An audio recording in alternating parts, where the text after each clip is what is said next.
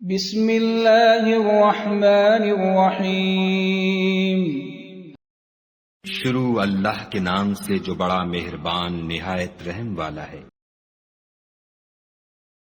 أَلَمْ تَرَ إِلَى الَّذِينَ أُوتُوا نَصِيبًا مِنَ الْكِتَابِ يُؤْمِنُونَ بِالْجِبْتِ وَالطَّاغُوتِ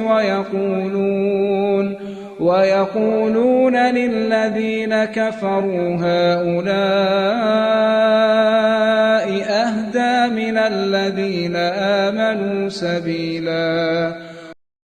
بھلا تم نے ان لوگوں کو نہیں دیکھا جن کو کتاب سے حصہ دیا گیا ہے کہ بتوں اور شیطان کو مانتے ہیں اور کفار کے بارے میں کہتے ہیں کہ یہ لوگ مومنوں کی نسبت سیدھے رستے پر ہیں۔ أولئك الذين لعنهم الله ومن يلعن الله فلن تجد له نصيرا۔ یہی لوگ ہیں جن پر خدا نے لعنت کی ہے، اور جس پر خدا لعنت کرے تو تم اس کا کسی کو مددگار نہ پاؤ گے۔ أَمْ لَهُمْ نَصِيبٌ مِّنَ الْمُلْكِ فَإِذًا لَّا يُؤْتُونَ النَّاسَ نَقِيرًا۔ کیا ان کے پاس بادشاہی کا کچھ حصہ ہے تو لوگوں کو تل برابر بھی نہ دیں گے۔ أَمْ يَحْسُدُونَ النَّاسَ عَلَىٰ مَا آتَاهُمُ اللَّهُ مِن فَضْلِهِ فَقَدْ آتَيْنَا آلَ إِبْرَاهِيمَ الْكِتَابَ وَالْحِكْمَةَ وَآتَيْنَاهُم مُّلْكًا عَظِيمًا۔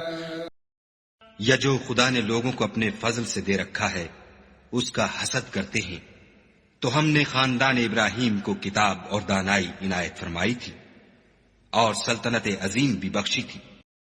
فَمِنْهُم مَّنْ آمَنَ بِهِ وَمِنْهُم مَّن صَدَّ عَنْهُ وَكَفَىٰ بِجَهَنَّمَ سَعِيرًا۔